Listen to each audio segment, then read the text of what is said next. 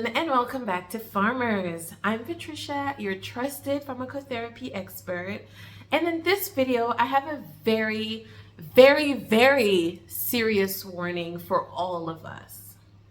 It's 2024 and medical malpractice is at an all-time peak. I remember doing a video on this last year speaking how the Gauteng department or the Gauteng province's budget for malpractice had been exceeded because of all the cases that had come out. I think this was last year. But let me tell you, it's not only in South Africa, it's in Africa and everywhere in the rest of the world. I am hearing more and more cases, more and more tragedies from more and more people, and it's just not okay. This is not okay. So first of all, I want to warn all of us to take what your doctor says with a pinch of salt. Now, I know if you're not in the medical field or in healthcare in general, you have probably grown up to have to trust your doctor 100%. And they're viewed as these little gods walking around on earth. They get all the praise, all the recognition, and for the most part, it is warranted. Doctors do amazing things. Thank you to all of them. But doom. Here comes, I'd say, the 10% of so, maybe even more than 10%, but it's a minority, thank goodness. There are still a lot of amazing practitioners. And when we talk about medical malpractice, I also want to point out that it's not just doctors. There's nurses, there's pharmacists, there's a lot of specialists, and the list goes on and on and on. Dentists, let's not get into that. But it's to warn us all to take what they say with a pinch of salt. First and foremost, trust your gut feeling. When somebody says something to you that's off, whether you're a medical practitioner, whether it's at the restaurant, whether it's at the bank, when people try to bullshit you, you have a gut feeling that most of the time, if you're a little bit in tune and sensitive to it, will tell you, wait a minute, that wasn't right. And you can feel it in your gut. There's no wonder why they call it the sixth sense. It's a gut feeling. It's an intuition. It's something you just know because of your spirit man. You have a spirit in your body that is alert and that sees things in the spiritual realm that you don't even know of. So trust your gut feeling because your spirit is talking to you, okay? If you don't believe in spirits, tough luck, because that's your loss. You're losing out on a whole third part of your being for no good reason. So trust your gut feelings, guys. Number 2 is absolutely get second opinions. And third, even, I'm not going to get into this, but when I had a diagnosis a few years ago, my gut feeling said, that's not right. But I just told it, okay, thank you. I'll come back, or I'll go investigate and blah, blah, blah. Book another session immediately and go in with a fresh slate to somebody you've never been before and let them do their work thoroughly. If something correlates or comes up, then you can mention that, actually I had gone prior to see someone else and they had mentioned this, but let them do their work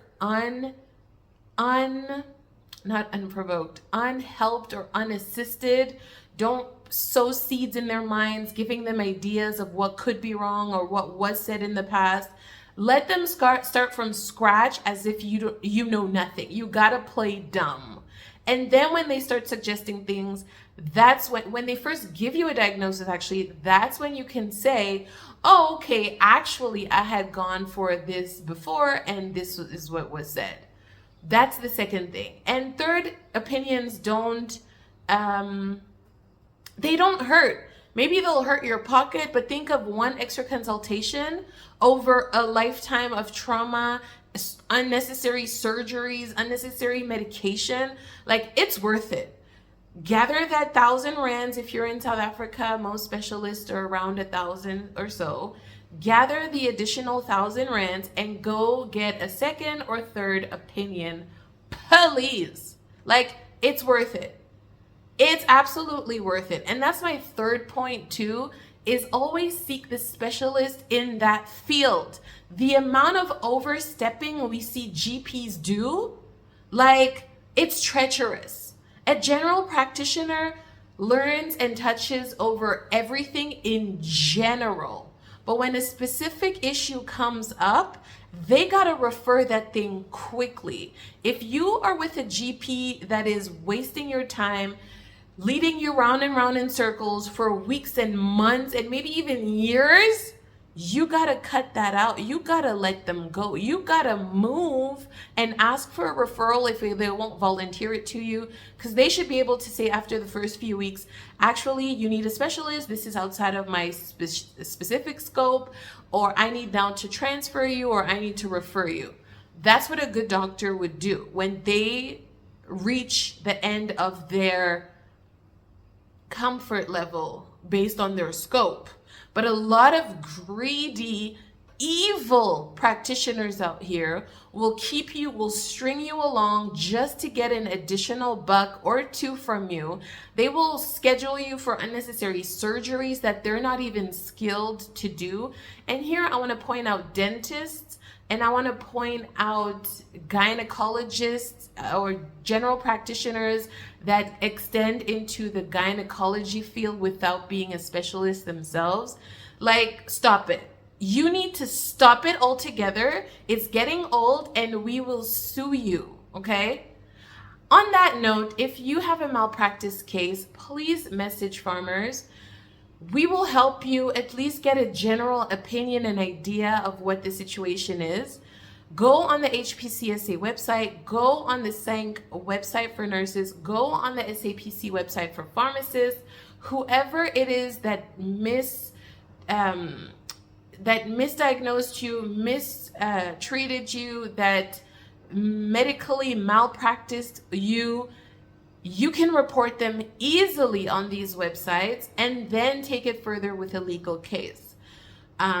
I had a video also on here, I think last year, where I was reading out some of the malpractice cases and people, a lot of prescribers who got struck off the register or banned from practicing for a couple of years or had to pay hefty fines. Like, this is real. And the more we don't talk about it, the more it lingers under the carpet, the more it goes unnoticed, the more people live with their trauma all by themselves, the more nobody else knows and goes and falls off the same cliff that somebody else fell off of, that could have been prevented had they been made aware through videos like this, had they heard or been told to have these 3 key principles of safety, which is trust your gut instinct, get a second opinion, and always seek for a specialist in the field.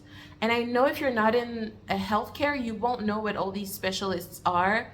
Like, you think a GP is the end all be all. You think you go to the dentist, you don't know the little various hierarchies. There's oral hygienists, there's dental practitioners, there's dental surgeons. Like, all these people have different scope.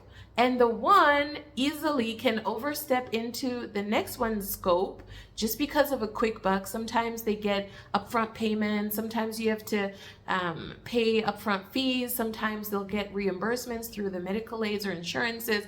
So they will do anything for an additional quick buck if they are compromised in their integrity. And also if they're evil. Let's not forget, a lot of people nowadays are into evil things like witchcraft, sorcery, divination. People are in blood pacts where they have to give away souls and they have to shed blood. So they will sacrifice their patients just to get ahead in their own personal missions. Do not forget, this world is evil and it's dark. Okay, so guys, be careful. That's my first, second, last, and all of my message is be careful. Thank goodness, like I said, that it's not the majority, but even in like birthing centers and hospitals, people are really ready to sacrifice a baby when you give birth. Get your partner to keep their eyes on that baby. I cannot stress this enough. The minute they want to scoop that little bundle of joy away, it might come back as a bundle of coal, okay? Pay attention. Don't trust anyone blindly. Get second opinions. Trust your gut. And always, always, always verify. When you guys don't know is that when you come to the pharmacy, if you just present your case as, oh, I got this prescription, add the diagnosis that you got, because a pharmacist can double check all the diagnoses against the therapies. All the pharmacotherapy that's available in this world must have an accompanying diagnosis. So if you bring a script for thyroid issues, when you went in for stomach issues, they can flag that immediately. A pharmacist is the most underutilized healthcare professional just because people don't really know their full scope. They're not just there to pop pills and give you pills. They're there to verify and protect your pharmacotherapy before it goes into your body, okay? And there are national guidelines. They will always cross-check and see, has this prescriber prescribed the pharmacotherapy according to the first line, second line, third line, according to national guidelines, or is it an off-label prescription? They will flag that for you and give you a heads up if you just mention it to them. Yes, they're swamped, they're often rushing, so you have to really stop them and say, please check this for me, and they will.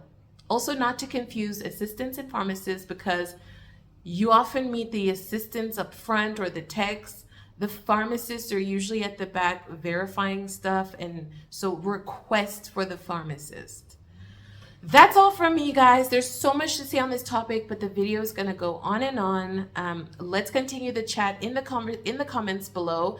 Let me know if you have any experience in this, any horror stories, and we'll keep talking. Take care, stay safe, and keep farming.